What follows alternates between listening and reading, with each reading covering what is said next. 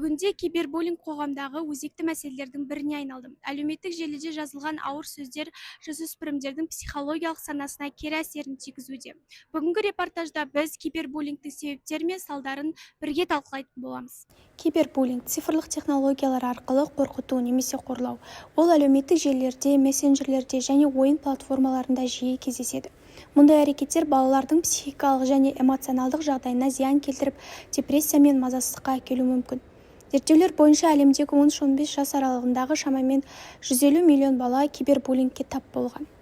Ендігі кезекте СУ студенттерінің кибербуллинг жайлы ойларын білетін боламыз. Алмас, сіздің ойыңызша қазіргі қоғам кибербуллингке жеткілікті назар аударып жатыр ма? Мен ойымша, себебі қазіргі таңда кибербуллинг мәселесі өте өршіп тұрған мәселелердің бірі. Яғни қазіргі таңда көптеген жоғары оқу орындарында және жоғарғы сынып оқушылар арасында көптеген профилактикалық шаралар іске асуда. Яғни ішкі істер министрлігі және де ақпараттық қауіпсіздік министрліктері көптеген шараларды ұйымдастырып жатыр. Яғни алдын алу шаралары жақсы қолға алынуда деп ойлаймын. Сізге немесе қасыңыздағы достарыңызға кибербуллинг жасаса, сіздің әрекетіңіз қандай болушы еді? Егер мен бұндай әрекетті байқайтын болсам, ең біріншіден досымның жақындарына бұл туралы хабар беремін. Одан кейін досыммен ақылдасып бұл мәселені шешуге тырысамын.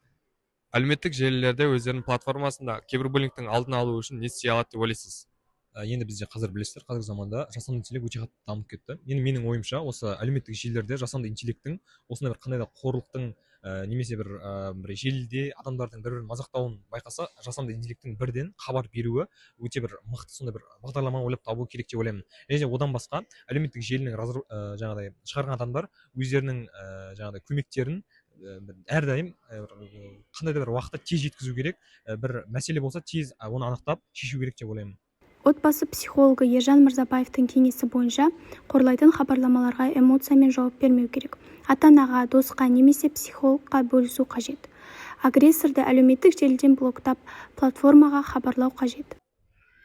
Бүгін біз кибербуллинг мәселесін талқыладық. Студенттерге сұрақтар қойып, олардың тәжірибесі мен ойларын білдік.